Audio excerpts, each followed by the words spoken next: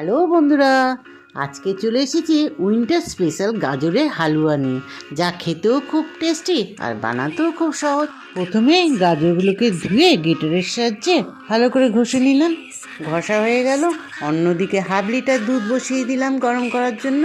অন্যদিকে কড়া বসিয়ে কড়া গরম করে তাতে 2 চামচ ঘি দিয়ে দিলাম।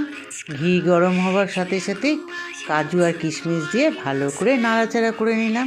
করার পর কিশমিশটাকে নামিয়ে রেখে দিলাম। অন্যদিকে দুধটা বেশ গাঢ় গাঢ় হয়ে এসে তার মধ্যে কতগুলো এলাচ ফাটিয়ে দিয়ে দিলাম, দিয়ে নাড়াচাড়া করে নিলাম। আর কড়ার মধ্যে আর 1 চামচ ঘি দিয়ে তার মধ্যে গাজরগুলো দিয়ে দিলাম, দিয়ে ভালো করে নাড়াচাড়া করে এপিট ওপিট করে ভালো করে নাড়াচাড়া করার পর ঢাকা দিয়ে রেখে দিলাম। বেশ কিছুক্ষণ পর ঢাকা খুলে দেখলাম সেদ্ধ হয়ে এসছে, ভাজা ভাজা হয়ে গেছে। তারপর দেখছি দুধটা সব ঢেলে দিলাম। ঢেলে দিয়ে বেশ কিছুক্ষণ ধরে নাড়াচাড়া করতে হবে।